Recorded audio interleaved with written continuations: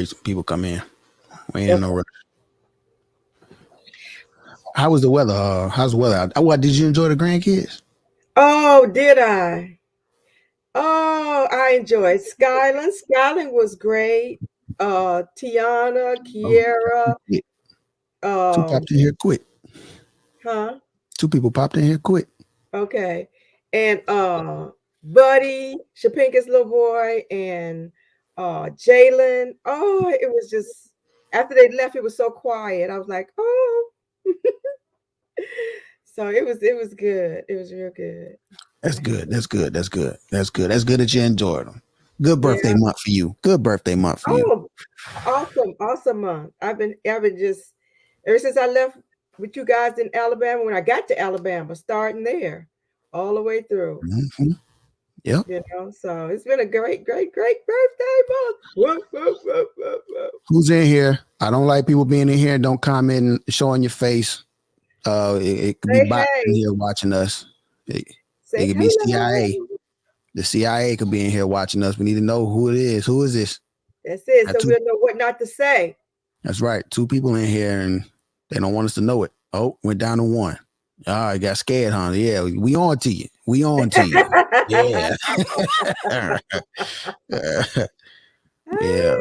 Well, yeah, for the one person who's in here, just hold tight. We're gonna wait to see if anybody a couple more people come in. So we start with the topic. We don't want to leave y'all behind. Yeah. Oh, okay. Derek said Caitlyn Jenner's in here. Dad said Caitlyn Jenner's in here. Oh my goodness. Okay. All right. All right, You sweetheart. do you, Caitlin. You do That's right. you. That's right. That's right. Awesome sauce. All right, Mama, go ahead. Let's go ahead and get started. Okay. Before we get started, I want to do just a little sending up prayers.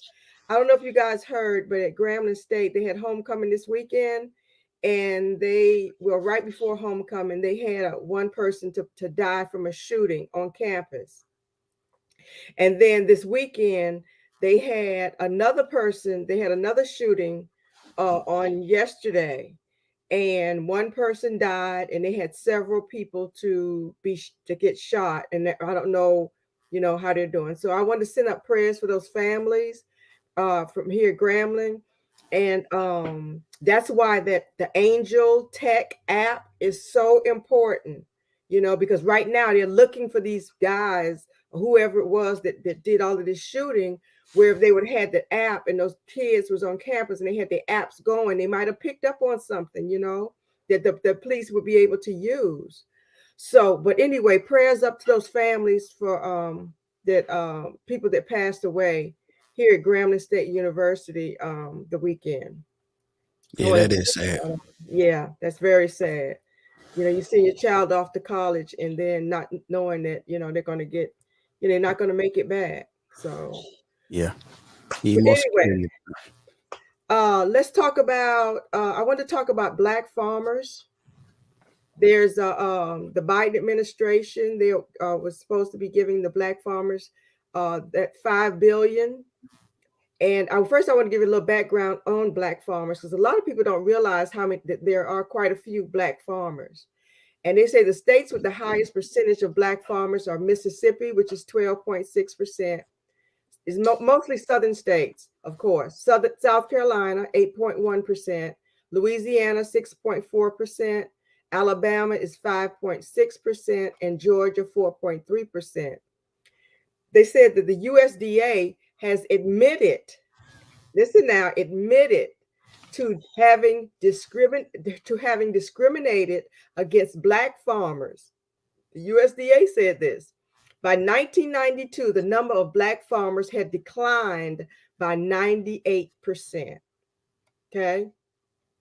Black farmers in America have lost more than 12 million acres of farmland over the past century, mostly since the 1950s, a result of what agricultural experts and advocates for Black farmers say is a combination of systemic racism, of course, we know that, biased government policy, and social and business practices that have denied African Americans equitable access to markets. Discrimination started a century ago with a series of federal homestead acts that offered mainly white settlers deeply subsidized land. Since then, local U.S. Department of Agriculture offices charged with distributing loans have frequently been found to deny Black farmers access to credit and to ignore or delay loan applications. Many Black farmers don't have a clear title to their land. Not quite sure about that. I guess maybe because it's been passed down from generation to generation and they didn't have titles to their land, which makes them ineligible for certain USDA loans to purchase livestock or cover the cost of planting. And they have seldom benefited from subsidy payments or trade mitigation compensation.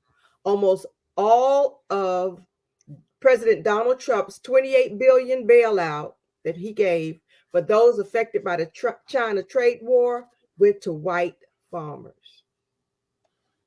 That makes sense. Yeah.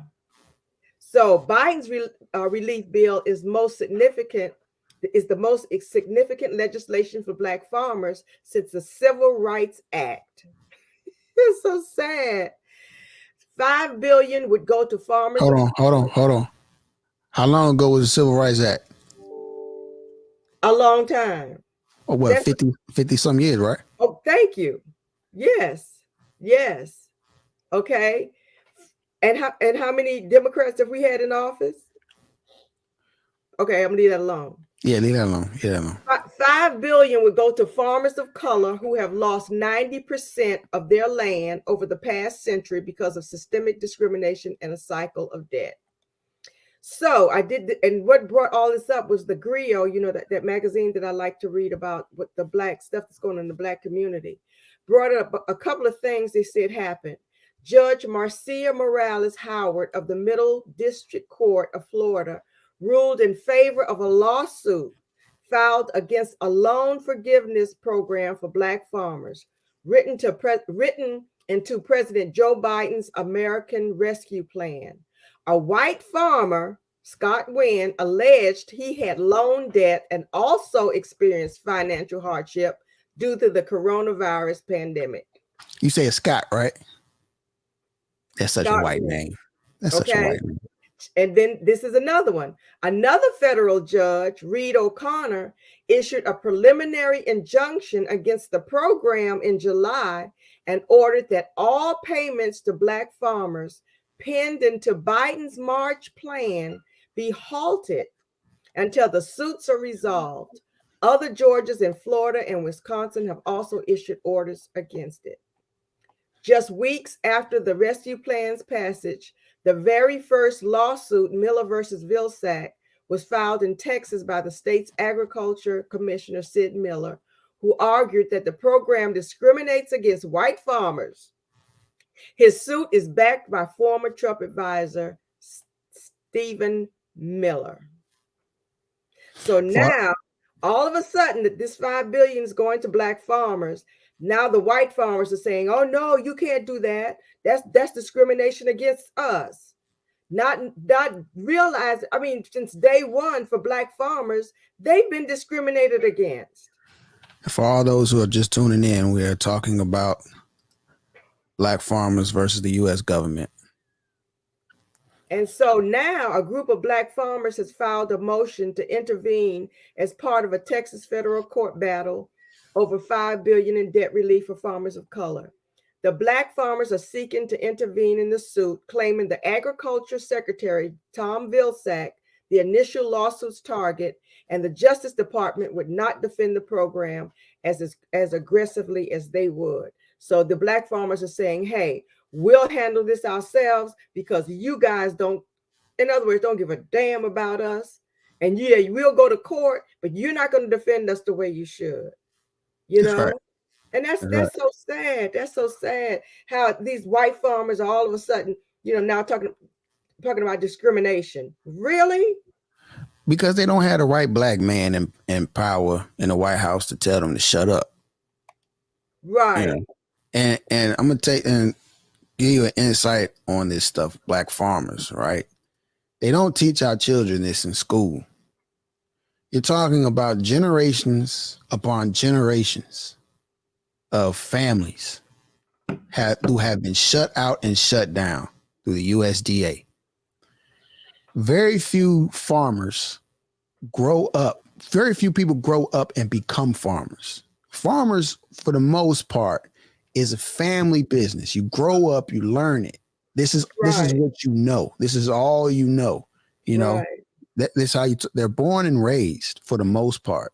So once the USDA like discriminated against them so bad, it closed down those numbers, shut down those numbers. Now it's like, how do you get back in it? Mm-hmm. How do you get back in that game? That's, you know, because it's not being taught in school. That's right. And I'm guilty of one of them. Like, it's hard to get me out there to do yard work, not to mention the whole farm that I'm responsible for every single day for countless hours. Right. Like, that's real work. That's hard work. Very hard work. A lot of hard work. Yeah. Yeah. So, but yeah, it's you'll be able to call in one. You'll be able to call in one day. I don't. We had to vet you though. We don't know about letting you in here. I know. Just be happy that you get a comment every now and then. Okay. Soon and very soon. Yeah, you might get us shut down. Yeah, but yeah. In California sees the what? BV. What's BV? I don't know. I think he's trying to confuse us, to throw us off our game. Yeah. Man. Yeah. So but yeah, like I said, you know, they're not taught in school. They're born and raised, you know. Right. And right. they said that relief fund was like $5 billion, and they still haven't seen not a drop of it. That's it. They haven't seen any of it because they're filing all these lawsuits to hold it up and to make sure that they don't, you know. And it's just, I mean, gosh. And they also didn't. And from the settlement that they won, only a couple of them got any of the money because they had an expiration date on it that they didn't know about. So when they went to go claim it, that's right. They didn't know about the expiration date. So where do you think all that money went? Where do you think all that money went? Where? Where do you think all that money went? Back to the white farmers or back to the government? Back to the government. That's right. Yeah. That's right. So under whose administration did this happen though? A few administrations. Obama was one of them. I think the lawsuit happened up under him though. And because the guy who's the leader of the Black Farmers Union that they have, he said how he was very disappointed in him because the guy who they promoted was the guy who was part of the problem that got promoted in the USDA by under Biden's administration. Wow. Yeah. Wow. Yeah. You know, and that's why I've been trying to tell people, you know, like I said, when it comes to this game of politics, you can't get caught up in color no more. That's it. Can't get caught up in gender no more. You can't get caught up in which Republican, Gender. Democrat, whatever. Gender. You can't get caught up in any of that. You can't. That's right. That's right. You can't. You have to look at their what do you call it? Their platform, and look at what they've done already. Like the guy you were talking about on your dad's podcast, Newsom. Yeah, Gavin Newsom. Yeah. You know, like hey, that guy's doing great things, and people need to look at that. Yeah, Derek Sr. in the comments, he was talking about that California beach land I told you about, that Gavin Newsom got back to the rightful owners of the Black family that was taken away from them. It was worth millions of dollars. This multi-million-dollar property. Wow. Yeah, got it back to the family. Yeah. Great. Yeah. So I said that he's part of that as well, Gavin Newsom. I really think that he's probably thinking about throwing his hat in on the next election for the Democrats president.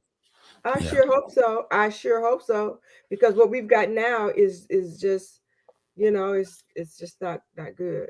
But anyway. Yeah, it was seized from a Black family in 1924. Yep, 97 years ago. Yeah. Wow. So yeah, so that's sad about with the Black farmers and what they're going through. And Yeah. you know, And it shows that there are reparations due on so many levels for black so people. many levels. Like like just the general population of black folks, we deserve reparations. And you got Right, black farmers that deserve their reparations or how they've been secluded and right. shut down in so many ways. You've got other like Black Panther Party. They Mm-hmm. deserve their reparations for what was done to them by the Right, CIA and the right, federal government. I mean, it's right. just so many levels. You know, Martin Luther So King, their family, they got theirs. They call it a settlement, but I call it their reparations for that incident. You know, right. paying the payment. Um, man, so many, So many, so much. on so many levels. All the lynchings that it is recorded and they found out about that has been done to, you know, family members and stuff like that. So yeah, it's so Yep. much. And that's why they don't want to talk about it. And that's why they don't want to, you know, discuss it. Okay. So Yeah. I wonder, should I hold on? Let me see. Should I come in with this? I think I'm gonna share the screen for this Okay. next question. All right. Bring it on. You ready for it? I'm ready. All right, let's see what we got here. Share my screen. I'm ready.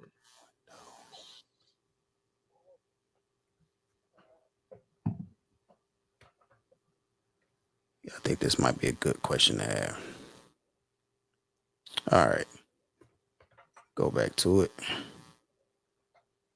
Question is, all my black people out there, what concert would you attend? Let me take this off because I had the question up. What concert would you attend between these two lineups? Now, I'm already on the right side with New Edition, Jodeci, Aaliyah, Genuine. For reasons of New Edition, Jodeci, I love to see Aaliyah, Genuine. I'm sorry, I don't care. Kels, Pac, but most of all, Michael Jackson. That's the side I'm on. If you could attend a concert, which one would you attend? Well, I mean, this is a no-brainer. Just seeing Tupac's name on there, wherever Tupac is, for me, Are you Tupac are you and Michael Jackson. are you serious or are you playing? I'm serious. Okay, I never known you to be a I Pac would fan. I would love to see Tupac in concert. Okay. Yeah, the red side of yes, yes, yes. And then you got what? Okay, I love New Edition, Jodeci. Yeah, that's my favorite R&B group of all time. Yes, Jodeci, and then you got who is that? I don't know, Nelly and Saint. Well, I don't know about that. Yeah, they're Missy rappers. Elliott, she's good. But hey, and then okay, you know, let's talk about R. Kelly. You know, R. Kelly did some things or whatever, but the boy was bad. His Don't say it music like is that. awesome. Don't say it like that, Bob. He did a lot of things. Oh yeah, okay. He did He a did a lot of lot of things. things. Yes. R. Kelly did a lot of bad stuff. Okay. However, his music is the bomb. And I can separate him from his music. Dad, you don't believe that. You don't believe that, Dad. You would probably say somebody like Rev Run, Curtis Blow, or Sugar Hill Gang, Melly Mel, somebody like that. I don't see you saying Pockets Dope. I don't see you saying that. Maybe Slick Rick, somebody like that. And I wish on the red side they had the Isley Brothers. Yeah, this is not old school. This is 90s and up. Oh, okay. This is 90s R&B and hip hop. Okay. And on up, up Okay. until the present. Yeah. But yeah, most definitely. Like if I don't necessarily care for Mariah Carey. Beyonce, she's the bomb. I like Beyonce. And J. Rule, Prince. See, Prince. But I take Michael Jackson and Tupac. because I'll be honest with you. They could still have all the names on the blue side. If they just had Michael Jackson on that side, I'm red side. Michael Jackson is the only name they would have needed on the other side. Really? Oh yeah. It's only two people I would debate with. I would have a debate, like I would think for a second, and that's Marvin Gaye and Tupac. Okay. All right. Them the only two that would make me like, but it wouldn't be that much long of a thought. Michael Jackson, all day, every day. Okay. Even though Marvin Gaye, in my opinion, is the GOAT, Michael Jackson is my favorite. Just like how they say Michael Jordan is the GOAT of shooting guards, or Michael Jordan is the GOAT in basketball. Allen Iverson is my favorite. I won't argue that, but that's just my opinion. Okay. Yeah. Yeah, Michael is the bomb, though. He is. But yeah, give me Tupac. I would love to go to one of his concerts. Yes, sir. Yes, sir. Okay, so somebody said between Michael Jackson and dang, I don't know how that Frankie Beverly and Maze. Oh, come on now. Come on now. Come on now. You know it's Frankie Beverly. Come on now. Over Michael Jackson? Yes. Are you serious? Oh, of course. Wow. Frankie Beverly.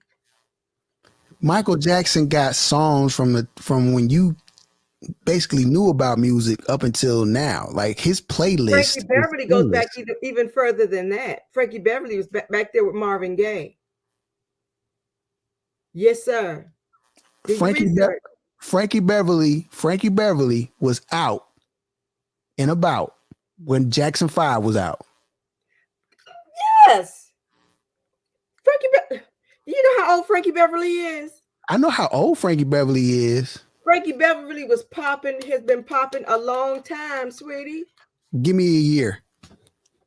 Give you a year? Give me a year. I would say, because when I first went to his first concert was in 1970. And Jackson 5 wasn't out before then? Yeah, I'm quite sure. I said that's the first time I went to his concert. Thank you, Dot. Thank you, baby. Oh, I know my mom's serious. Frankie Beverly, baby. Frankie Beverly goes so much further back than Michael Jackson. Yes. Dad, I don't think Michael and Prince are neck and neck.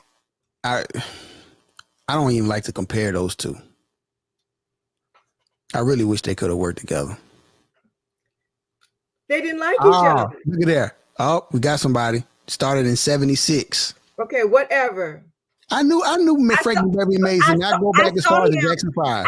I saw him in concert when I was right around high school. So he was still singing. He might not have had big hits or whatever, but he was performing. What? I'm just saying, Mike has countless hits with the Jackson 5, the Jacksons, and solo career. This man was in 2 different groups and a solo career and got hits before he went through puberty. Frankie Beverly had a solo career. What'd you say, Mama? Frankie had a solo career. His whole career was solo. Yeah, that too, Derek. You're right. And you know what? I might have been high. I thought it was Frankie Beverly or somebody else. It's probably Donnie Hathaway or somebody. No, it was Frankie Beverly. I wasn't high. You sure it wasn't Isaac Hayes? No, it was not Isaac Hayes. Thank you very much. Otis Redding? No, it was not Otis Redding. Okay. Well, I'm just saying, Frankie Beverly and Maze is nowhere near Michael Jackson's catalog. Nowhere near it. Now, if you want to put them in the Cookout Hall of Fame and Family Reunion Hall of Fame, that's fine. They one of the baddest bands, baddest groups ever. What you looking up? What you trying to research? Everybody that told you. Stop trying to don't be trying to call it misinformation. They're gonna shut our channel down. Frankie Beverly, thank you. It was before 1976. They said Frankie Beverly, because he's had a band called Raw Soul, started in 1970. Mike was out in the 60s. What? Mike was out in the 60s. Are you sure? Prime time 60s. We're not talking about. Well, Frankie Beverly was born in 1946. Ma. What? We're not talking about like starting a band here and band there. Nobody's counting Prince when he was with Morris Day. Before they went there, before Morris Day started his got his own group. Nobody's counting those years. We're talking about when Prince dropped his debut album. When did Frankie Beverly drop his debut album? When did who? Derek said that wasn't his band. Okay. Dad, no disrespect. I'm saying your name. That's the first thing. No disrespect, Dad. But yeah. Said Beverly formed. Oh, wait a minute. Formed Maze, originally called Raw Soul. Dad said that wasn't his band. Okay. I'll call him and find out. He'll tell me. Yeah. Thank you. Okay, Derek, my point. This is my point. If you put Maze on, okay, what the year I graduated? Okay, whatever. Ooh, that was a long time ago. Were y'all slaves back then? Were y'all slaves back then? I see you got that bun on top of your head. Ooh, that was a long time ago. Did they have cameras back then?